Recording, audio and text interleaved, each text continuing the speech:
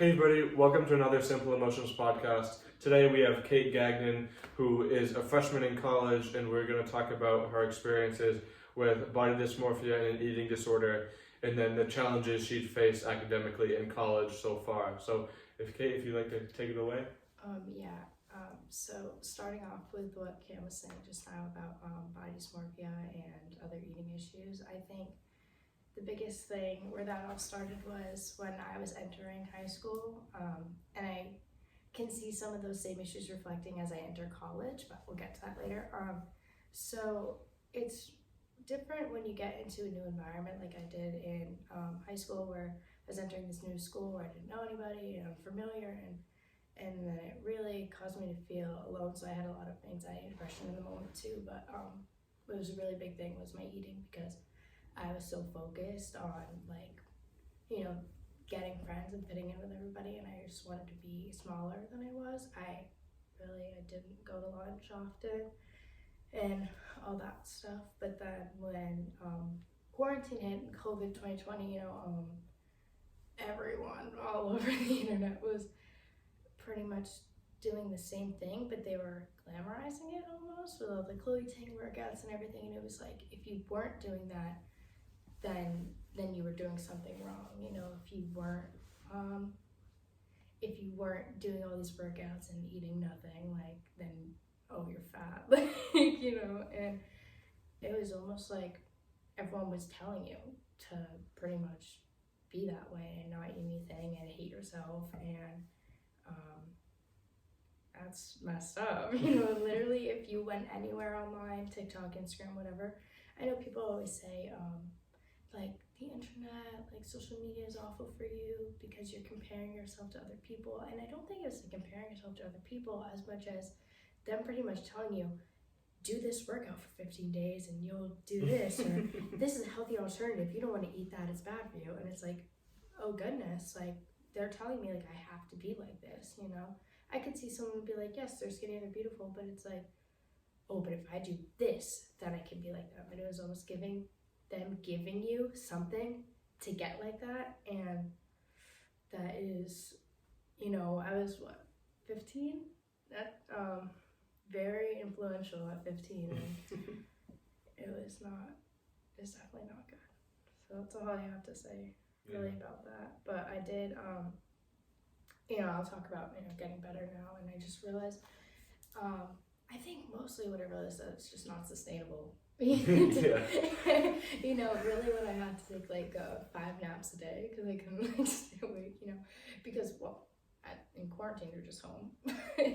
When I got back to dance in school, and I was like, I need energy to get through the day, that's kind of do it. But I really think it was just it's the way it is for any mental health. You just have to talk to people. You have to realize within yourself it's not important to get worked over, to worry about that over your well-being. And I think do I have downfalls sometimes where I look in the mirror and I'm like, oh wow, maybe it would be nice if I looked like this. Yeah, of course, everyone does, but no one gets me.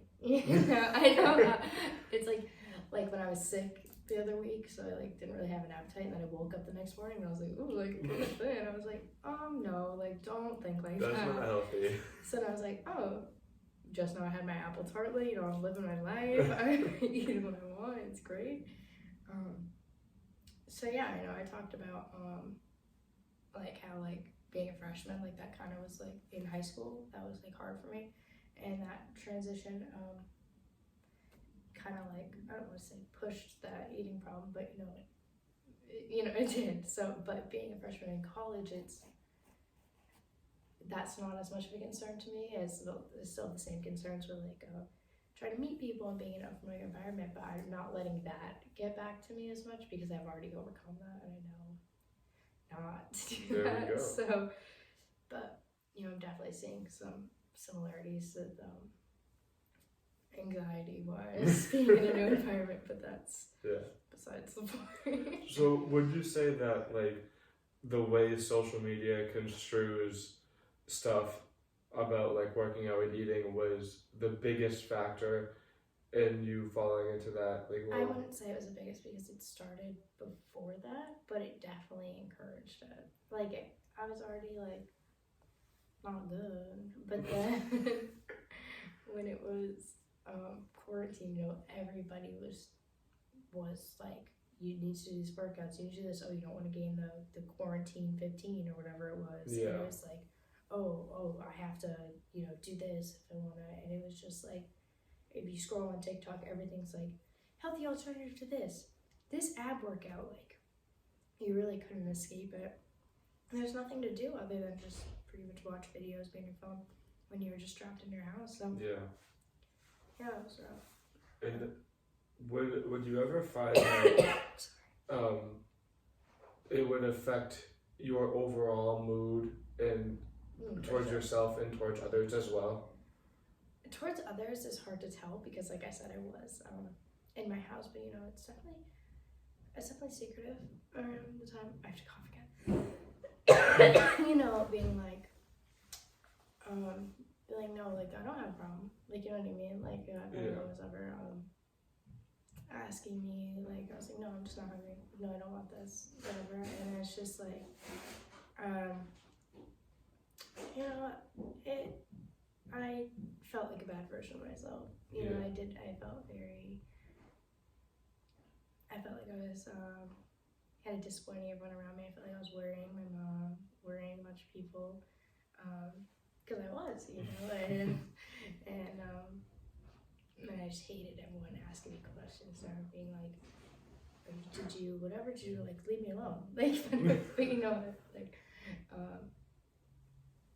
and I'm glad they did that. Yeah. Because it's all I care. But so, what specific steps did you take and that you could like share with others that struggle with a similar issue to kind of get out of that mindset? Like, obviously, nobody's perfect. Like, it's not perfect now, but you're much better now than you were before. So, what did you do to? I don't even like consider those problems anymore. I think I'm way past it. But I think, sorry, a little bit of dry throat. I think the main thing is really all you. You know, you can do as much like with talking to people and getting help and stuff, but I think the issue is like just really coming to yourself and being like, what am I doing? You know, because I think like you're only alive once, and the whole fact to worry about what you look like makes zero sense when you think about it. Yeah. Like, why does it matter? You know, why does it matter at all what I look like? You know, I don't know how to explain it any other way, besides, how is somebody gonna be like, oh, like, I don't want to be with you because you have 5 extra pounds? That makes absolutely zero sense when you think about it, you know, because you're so trapped in your head that you don't even realize. But if you take a step back and think about it, what? You know what I mean? That's not that big of a deal. Like, how does that make any sense? But yeah, and like there's a difference between striving to be healthy and then just striving to something, and I feel like that's not possible. I always get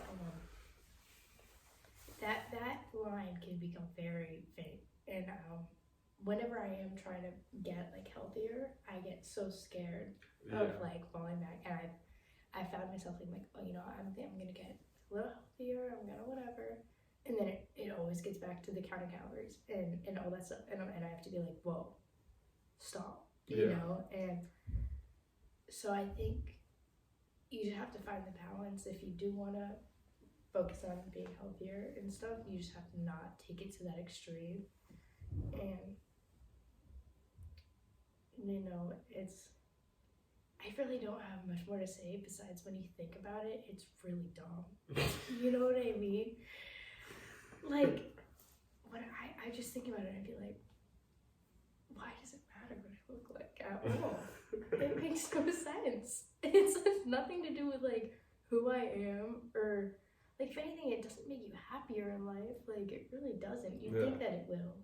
You think that like looking this ideal version of yourself will make you happier, but you're more tired all the time. You're not even satisfied with how you look half the time. And you're just overall unhappy and snippy with people, and it's just, I don't know. It's not worth it ever. There's more to yourself than your looks, and what's inside will impact people and yourself much more than how you look like. Definitely. Well, thank you for sharing. I know that's a really vulnerable topic, and I appreciate, and I'm sure everyone else appreciates you sharing your story with that, and the ways that you were able to overcome it and realize it's dumb. Which is dumb. Your words. Like, but overall, like, I have nothing else to say besides, like, letting something like that control you is just genuinely dumb. Like, stop. You know, you just have to, like, that thing in your head, just no. Yeah, I think a lot of it is, and I mentioned it in a previous podcast with Zach Bally. You guys should check that one out too. Is that there's two like sides of your brain. There's the caveman. I saw that. Yeah, there's the caveman, and then there's a like more developed one. And since you were younger, you're more inclined to use your caveman brain to think all of those dumb thoughts because they won't be processed, and you'll just react in a negative way. Like that goes like in that podcast we're talking about anxiety, but it still applies here. But now, like as you get older, your brain has gotten better. You've gotten more emotionally intelligent, and your caveman brain is weaker. Now that doesn't mean that you can be like 40 and not deal with the same thing too, because the cavemen just come out of nowhere and bonk you on the head. So, but in the grand scheme of things, when we say it's dumb, we don't mean like, oh, you're so dumb for thinking that way. No, not at all. It's the caveman dumb, like ooga booga. It's an ooga booga thought. But we use those words because we communicate a lot with the stupid things that we think of, and we just like to be very legitimate with each other. But you are not dumb at all. No. But everyone experiences. Well, a good amount of people experience the same things that you guys do if you can relate to Kate, and there is hope. But as we digress from that topic, college, you used to be so much smarter than me, and now you're a woman in STEM, and I'm a business used to get every single test we'd have. I'd come back and it'd be like, oh, I failed that thing, and Cam would be like, I feel so good about that, and I would always get a better grade than every her. time. I would teach her, she would do better than me. Yeah, and he's like all A's over at Babson. Babson, top 10 group. And I got mostly B's and 1 C over at RPI Engineering School. And that was rough because, you know, I was always the smart one, you know, and even like I was talking about earlier, my transition into high school, the first time I got my English grade was awful freshman year. I don't know if that teacher had it out for me or something, because I'd have her read over my essay and she'd be like, oh, it's good, and then give me like a C, and I was like, so was it good? But it's like that first time you get a bad grade, and when you try so hard and then it's bad, you're like, oh. It really is awful, because like my whole life I'm used to all A's, you know, occasional B plus, but mostly all A's, and I feel like, you know, this reminds me of you because the way that your whole brain's kind of on how like a sport isn't you, you know, because like after you couldn't play sports, it's almost like the fact that like a grade isn't you. No, it's not. Because it's just like I've spent my whole life being the smart one, you know, and I was always like, this academic validation would define me, and I was like, oh, like she's gonna get an A, she's gonna do this. But then I got to school, and my first college test, I got a 61 on. I was like, oh no, like I'm failing out of school, like I'm not gonna make it anywhere in life. But that's just not the reality at all, because that's how we were all raised. It's like, oh, you need a 4.0 to get into a good college, and then that's the only way. It's like if you fail even one test in 10th grade, you're not getting anywhere. It's like, that's just so no, it's not true. Not true at all. And I think this has definitely made me realize that, because in my classes, the average grade, like for the test scores, will be a 50 for the class. And then, so I'm like, oh, I failed. But I'm like, just failed better than everybody else. But you know, not everybody at that school is gonna fail out of life, because of that test score. Like, that's just not reasonable. That's not how it works. So, that grade really doesn't mean anything. No. When you study for hours on end and you put everything into an exam and you get not what you expected, when you put your best out and it's not enough, like, no, it is. Like, there's nothing more you can do. Yeah, and I think that was hard for me though, because I strive on I got an A. Yeah, I was, like I said, like, it validates me. Yeah. Like, it's just who I am. Like, I was always smart, and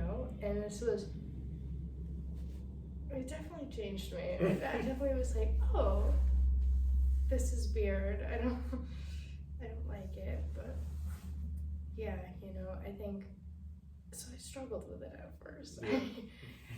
I was like, I gotta be better than this, but I'm coming to terms with the fact that, like, no, I'll be fine. Yeah. With these grades, I don't need straight A's to pass. I'd be wasting my whole life for school instead of enjoying, other things outside of school too. You can't prioritize, sacrifice the rest of your, everything else you want to do just to focus on grades. Yeah, because school's really important, obviously, but It's if you're gonna study every night, especially on the weekends, you can overstudy. Yeah, it's not it's like school above everything.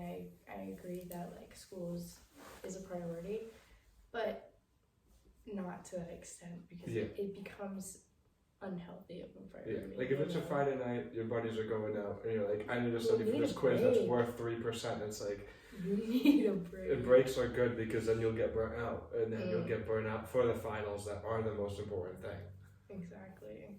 And it is. I'm fortunate enough where my transition seemingly is a little bit easier, but you can still notice, I've noticed the environment where, because we're fortunate enough where we've gone to a really good high school, and there's some kids that just don't know how to study correctly, and it's not like they don't, it's not like they're not trying. It's like they're busting their ass, and then they just don't know how to study efficiently, and it's a really hard skill to master, because I'm a believer that if you study over 4 hours at a time, you're just looking at something. Yeah, anything after that is just blur. And it's really stressful to know that you have a window of your brain working, and you need to be good. It's no, studying should be fun. I study with my friend Rick, and we study stats together. There was one time we were studying for a midterm, and we would hit each other, not hard, just tap each other on the head when we get something wrong. We looked absolutely crazy, but we're having fun, and we're going to remember it because it's fun. Yeah. And the studying, though it is very stressful, I found it's more successful when you're relaxed. Yes. Which is, if you're frantic, you're going to forget everything, that you're just on panic mode, fight or flight, Yeah. And I'm sure that your transition going into STEM is very difficult, because engineering is really hard. And how's the environment with everybody in that really hard major? It's there's it's definitely the type of people that you would expect to be in STEM, and I don't really want to elaborate on that. Use your imagination with that one. But it's definitely also a bunch of people who are used to being top of the class, smartest people ever. And I've seen so many people just almost this change in environment, their like grades dropping the way mine did, is really affecting them. You know, being like, you know, I'm like, okay, I'm getting content with it, but there's some people where you can tell that it's like driving them crazy. Like, oh no, I need to do good on this next thing. Like, okay, they're like really. It's like their only focus is like the grades. It's like all they do is probably sit in their dorm all day and study instead of actually enjoying themselves, and that's not what I want to be doing. It's Crazy. It's a tough mindset to get in, because I'm fortunate where I haven't fallen into it, but I've definitely I would get I think I got a 75 on a quiz that's worth 5%. So in the grand scheme of things, you lose a little bit over 1% of your final grade. But then I freaked out for the next one, and I just studied way too much. And guess what? I got 77. See, it's I'm a little bit 61 for 15% of my grade, but that's. Well, you're in STEM, I'm in business. The stigma is a little bit real. But I guess to wrap this little point up too is there's a limit to studying that is beneficial, and it's really important to try to not stress out over it. Now I know that kind of may sound hypocritical, because it's the whole point of the mental health podcast is to advocate for it and make sure they say it's okay. It is 100% okay. But I know from freaking out in the library too many times in high school, it does absolutely nothing, because I would be going absolutely crazy on the whiteboard, write every single correct answer. Was wrong. Hey, well, we got there.